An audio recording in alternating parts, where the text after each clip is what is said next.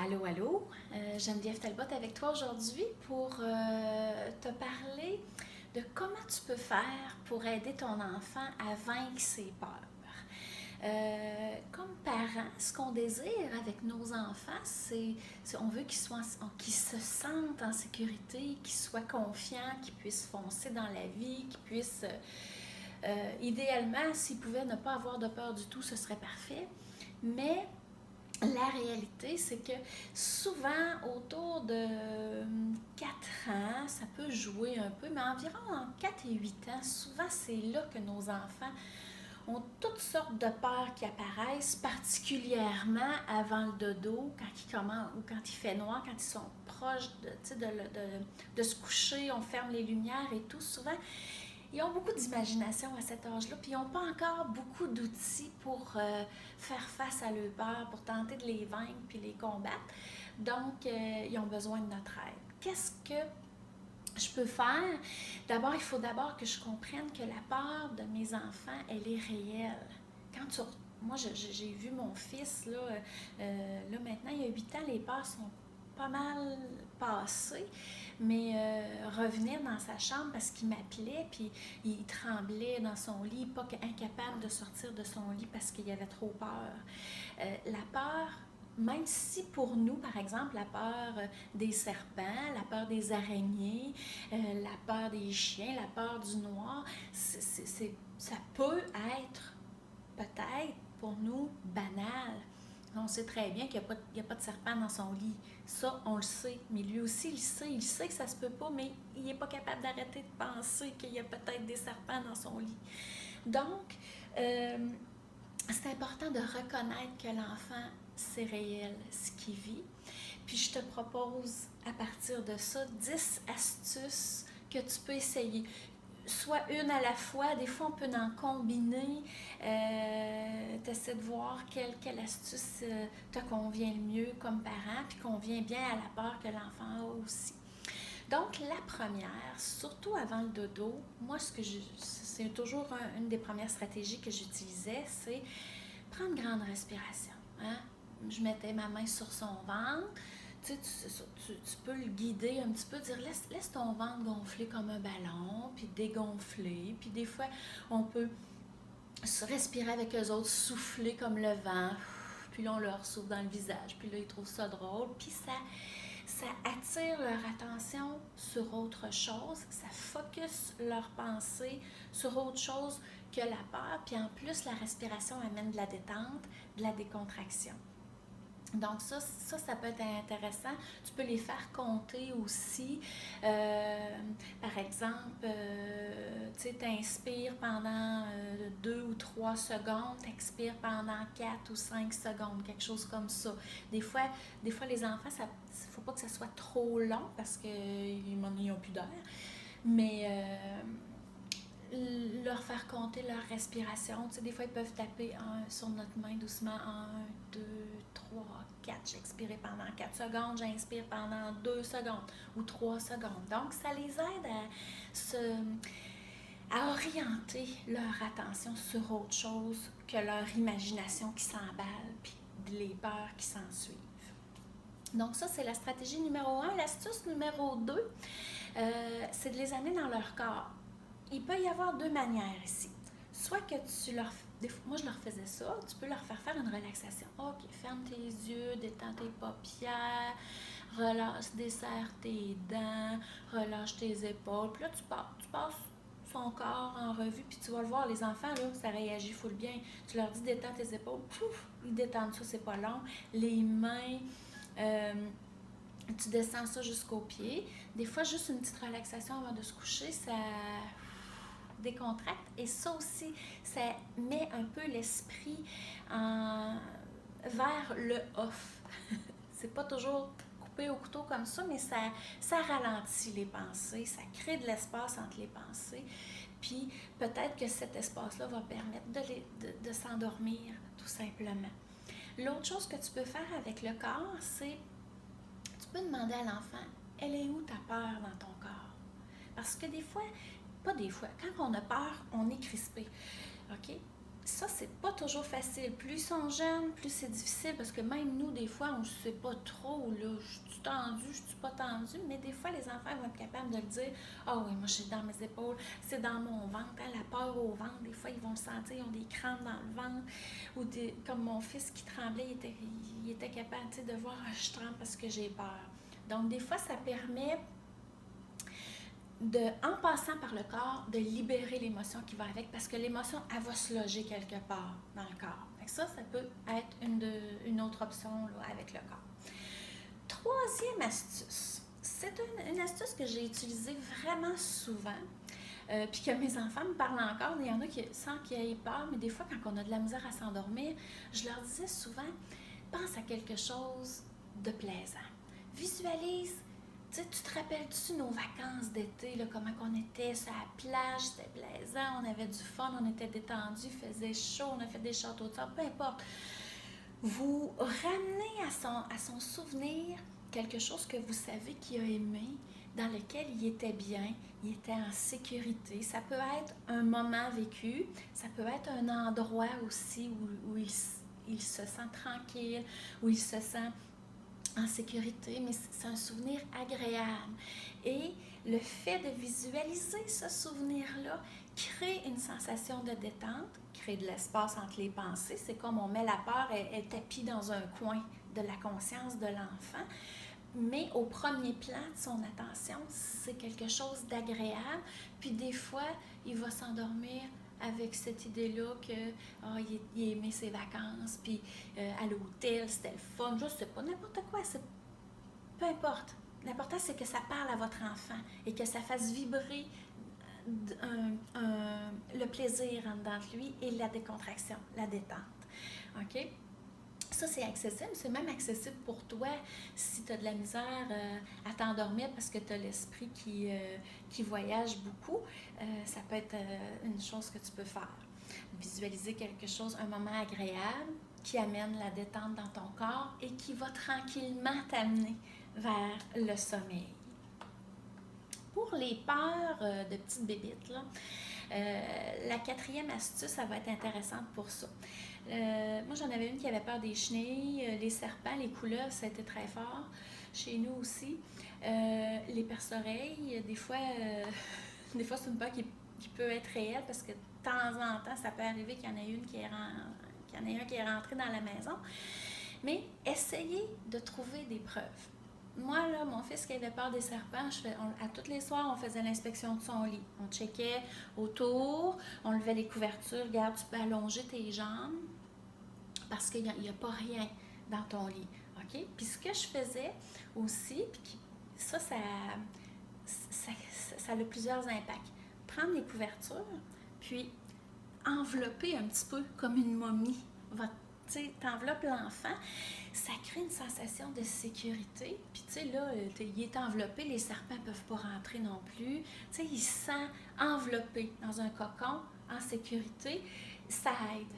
Ça peut aider. Il s'agit de voir avec ton enfant si c'est quelque chose qui pourrait lui convenir, mais d'essayer de trouver des preuves parce que des fois, ça fonctionne, puis pas tout le temps, parce que des fois, on n'est pas aussitôt reparti qu'il y a d'autres serpents qui sont arrivés, ou je sais pas quoi, des chenilles qui se promènent partout, ils voient des ombres sur le mur, etc. Ça marche pas toujours, mais des fois, ça peut amener une sensation de sécurité. OK? Donc, essayez, faites le détective, puis faites ça comme un jeu. Tu sais, là, on sécurise les lieux, on fait le ménage, on regarde partout, tout est beau. Puis, moi, je sais que mon fils, c'est parce que c'est lui qui est le plus récent, je l'ai vraiment frais à la mémoire, mais à chaque fois que je sortais de la chambre, il me le demandait. Je suis correcte, là, hein, maman, je suis en sécurité, hein? Oui, puis là, je revenais, assez souvent, je donnais un billet, oui, t'es en sécurité, maman est là, les serpents sont partis, bon. OK? Donc, lui rappeler souvent, je t'aime, t'es en sécurité, c'est important aussi pour baisser je dirais, je t'aime, t'es en sécurité et je te crois, ça fait baisser la pression, puis l'angoisse un petit peu qu'ils peuvent vivre à cause de leur peur. OK? Alors, cinquième stratégie, c'est d'essayer de voir avec l'enfant, tu te souviens-tu quand tu avais peur, à un moment donné, de lui rappeler une expérience de peur qu'il a vécue et qui s'en est sorti. Par exemple, je ne sais pas, votre enfant à l'école, souvent, ils ont des petits exposés oraux à faire, par exemple. Il faut qu'ils parlent devant les amis. Puis moi, je donnais souvent l'exemple, j'utilisais la phrase « Prends ton courage par la main, là. Puis ton courage, il ne te lâchera pas. Il va être avec toi. Tu vas pouvoir te lever debout devant la classe, puis de pouvoir dire ce que tu as à dire. » OK? Donc, leur rappeler qu'ils ont déjà vaincu des peurs, qu'ils ont déjà activé leur courage, qu'ils ont déjà pris leur courage par la main et que ça a fonctionné. Ils ont été capables d'avancer puis de l'affronter, sa peur, tout simplement. Donc, ça, c'est intéressant. Puis, comme parents, vous êtes les meilleurs placés pour leur rappeler, parce que c'est souvent nous autres qui sont témoins de leur peur, qui sont là pour les accompagner. Donc, n'hésitez pas à leur rappeler ça. Ils ont déjà eu peur, ils ont déjà affronté, puis comment ils étaient fiers d'eux une fois que la peur était libérée, puis qu'ils ont pu faire leur action qu'ils étaient supposés faire sans la peur. OK? Alors, 6e stratégie. On appelle ça les mantras. Donc, ça peut être des petites des affirmations pas longues. Avec les enfants, c'est le plus court possible, mais qui va chercher la force, le courage ou la puissance. Avec le symbole, ça peut être un animal, genre je suis fort comme un lion, je me sens fort comme un lion, ou je suis courageux comme le lion, ou je dis le lion, ça pourrait être un autre animal. L'important.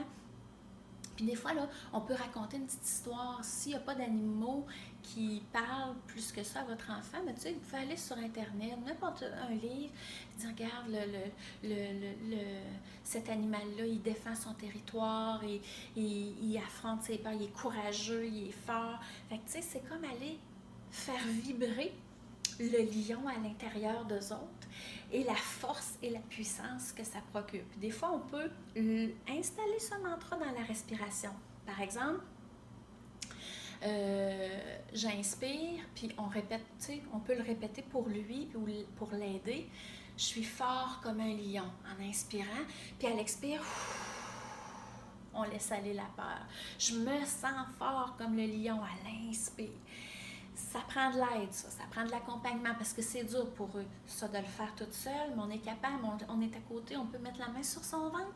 Quand il inspire, on le répète à voix haute, puis à l'expire, on fait comme lui, on laisse aller, on libère la peur. Donc ça peut être intéressant. Ça pourrait être un jeu aussi, se donner un moment. J'hésite un peu, mais je vais le dire, un moment pour crier. Hein? Je suis fort comme un lion. On le crie avec eux autres, puis on fait face, dans le fond, à la peur. Parce que le lion, il a peur de rien. Puis même quand il a peur, il active son courage. Puis il est fort, puis il fonce. OK? Donc, c'est un moment encadré, un moment que vous prenez ensemble. Quand il a peur, ou c'est avant de se coucher, c'est souvent là, de le faire, mais dans un moment spécial.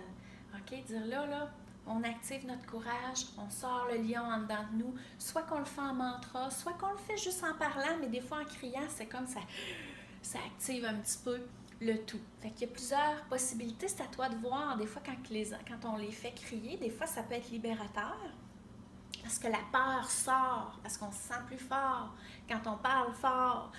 Mais pour certains enfants, ça va faire générer trop d'adrénaline, puis ils vont avoir de la misère à s'endormir parce qu'ils sont trop sur le ils sont trop sur le high. Donc, c'est à toi de voir, c'est toi qui es mieux placé pour savoir quelle façon c'est mieux pour ton enfant là, par rapport au mantra.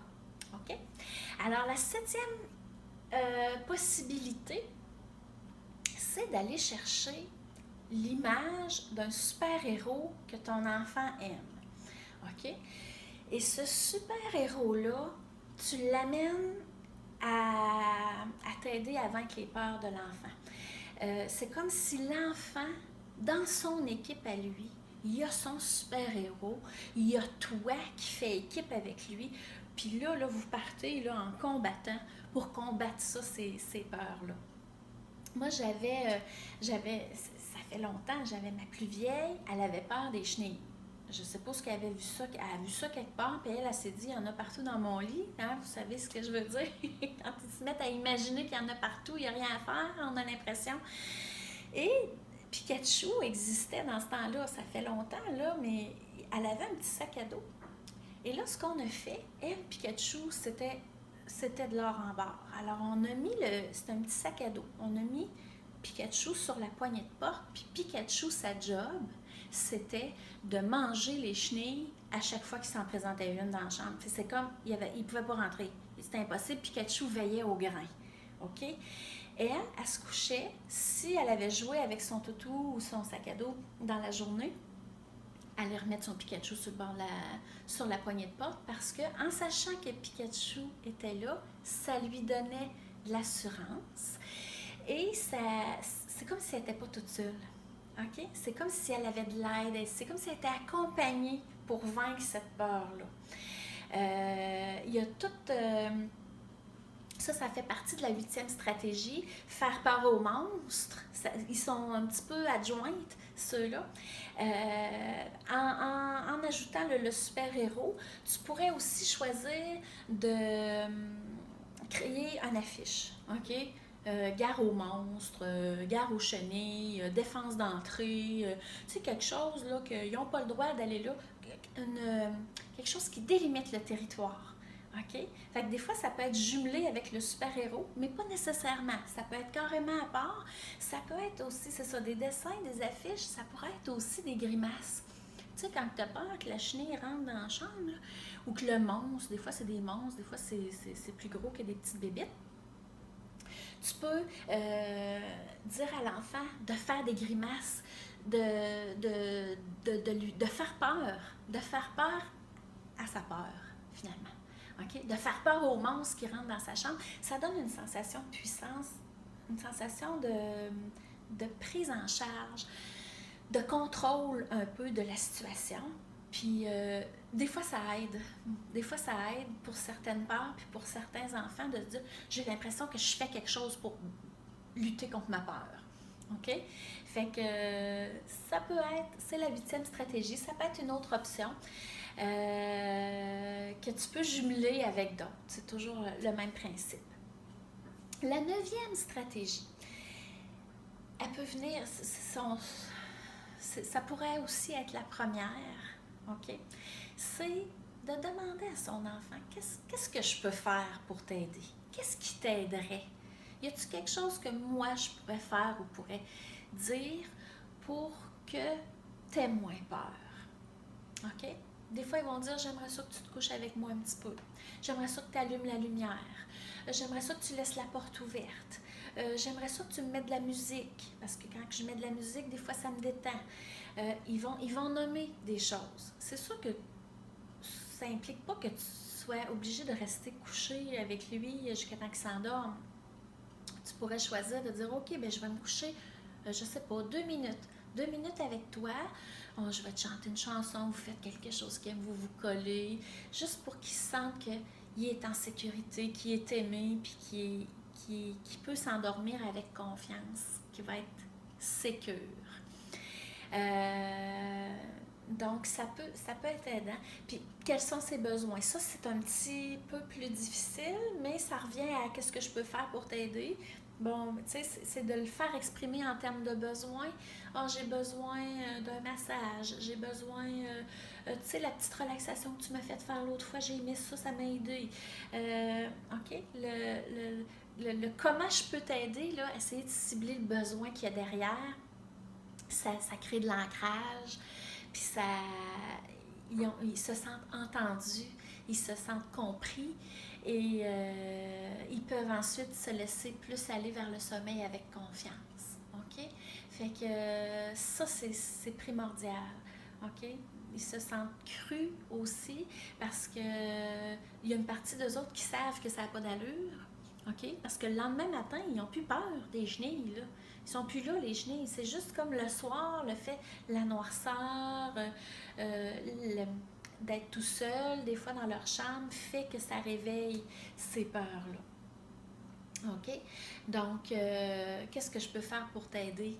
c'est le fun, puis ça les responsabilise en plus, ça leur permet de demander quelque chose qui savent qu'il va leur faire du bien, qui savent qu'il va répondre à leurs besoins. Ça, c'est un cadeau pour toute la vie, parce que des fois, on a des besoins, il faut qu'on fasse des demandes, on en profite pour faire de l'enseignement sans qu'ils s'en aperçoivent, de leur demander qu'est-ce qu'ils veulent qu'on fasse.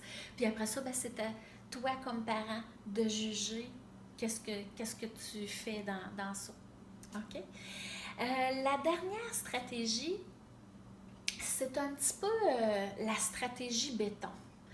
Personnellement, je l'ai utilisée assez souvent, mais je l'ai utilisée surtout en dernier recours. Parce que les autres stratégies, c'est quelque chose que tu peux utiliser vivement. Ah, je vais te faire quelques respirations. Ah, le dessin, des fois, tout ça, bon, oui, c'est vrai. Ça, c'est peut-être un petit peu plus long. Il faut prendre le temps d'y penser. Il faut prendre le temps de le faire. Mais il y a plusieurs choses que tu peux, qui sont vite faites, OK? Qui peuvent être faites sur le moment.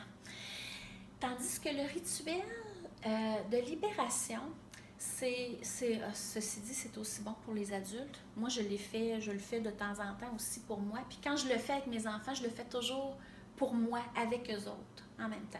Je t'explique ce que c'est. Il y a plusieurs manières. D'abord, avec les enfants, souvent, on va passer par le dessin. Moi, des fois, je me procure des blocs d'argile, puis des fois, je vais passer par l'argile aussi, dépendamment de l'enfant. Tu sais, il y en a qui aiment ça, taponner dans l'argile, il y en a d'autres qui aiment moins ça. Bon, des fois, moi, souvent, là, je vais sortir les beaux crayons de couleur, les belles feuilles, puis on va s'enligner sur un dessin. Ça fait très, très bien la job. Puis, c'est important d'avoir un moment tranquille, OK? D'avoir du temps un petit peu devant nous. C'est pas quelque chose qu'on fait à sauvette sur le coin de la table, là, bing bang. Non.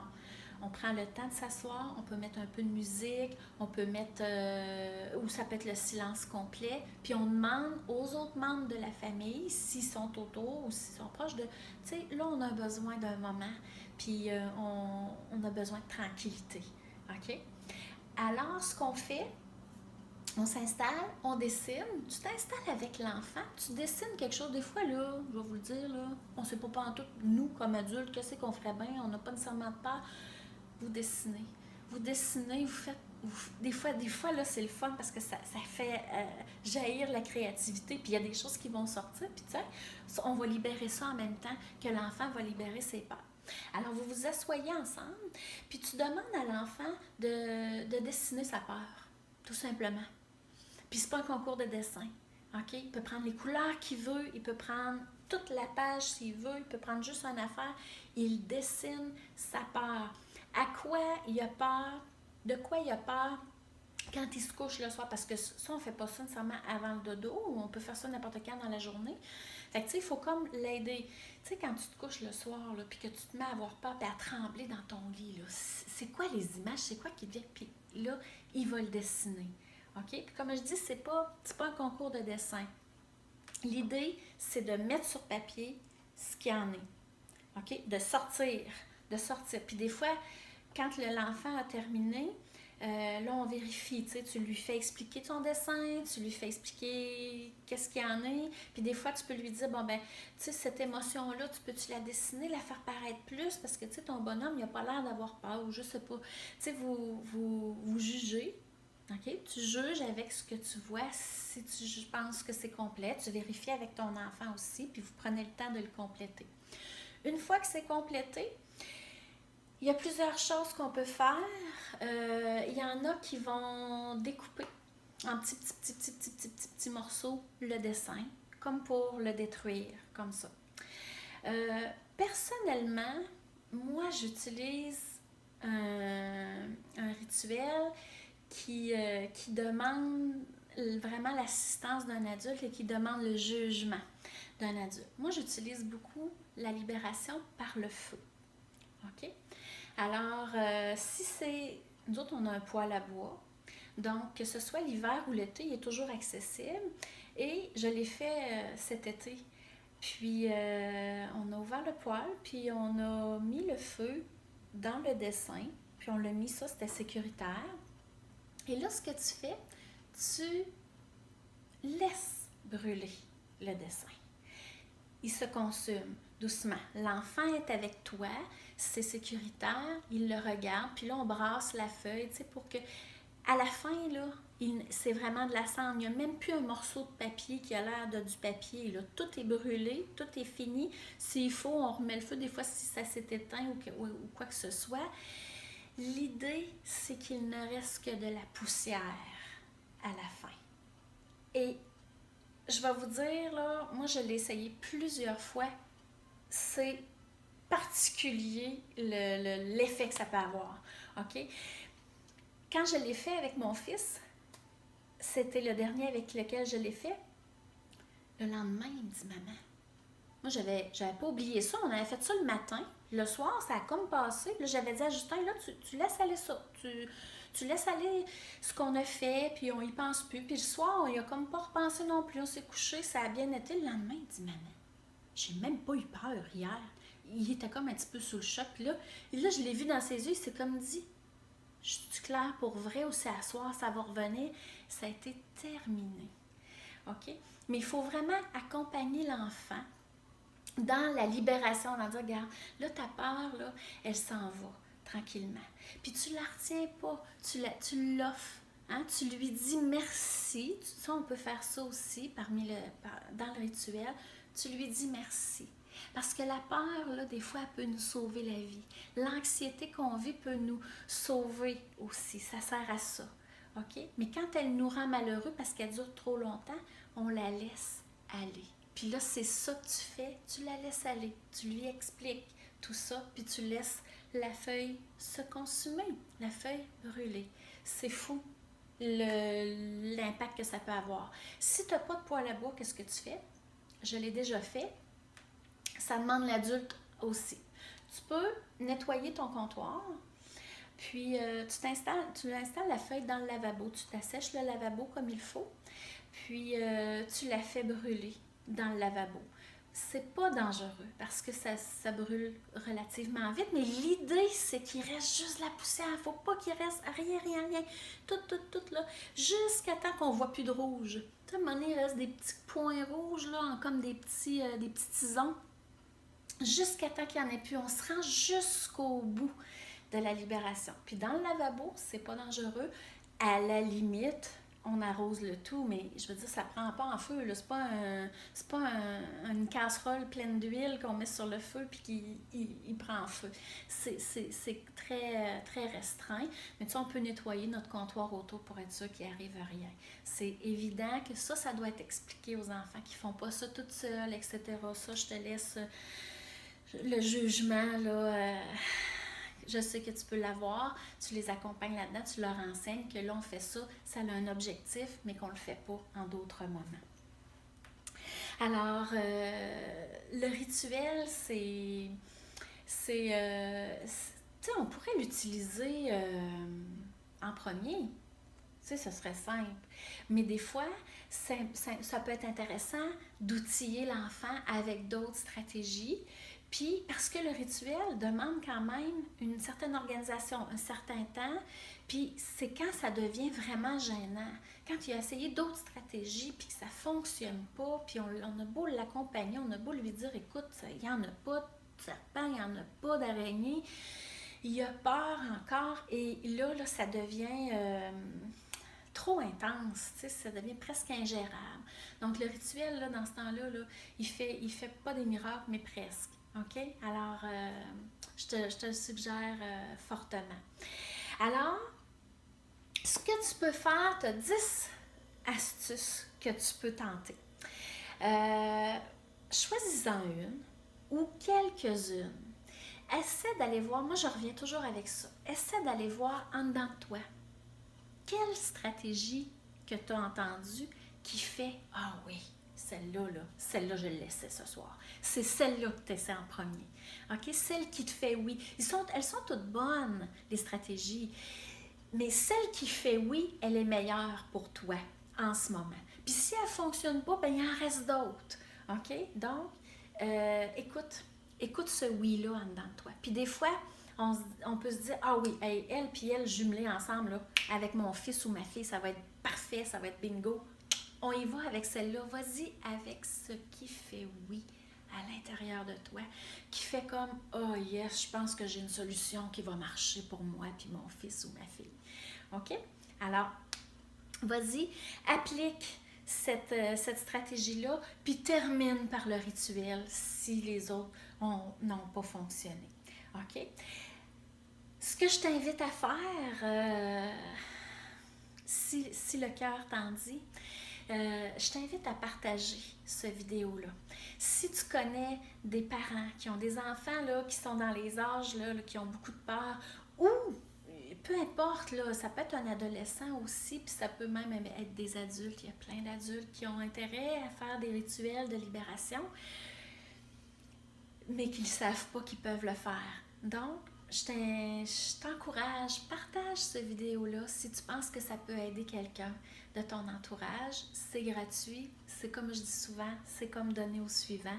Donc, partage, puis surtout, reviens-moi sous le vidéo, commente-moi la stratégie que tu as utilisée qui a fonctionné pour toi et ton enfant. Et je te dis à bientôt. Bye bye.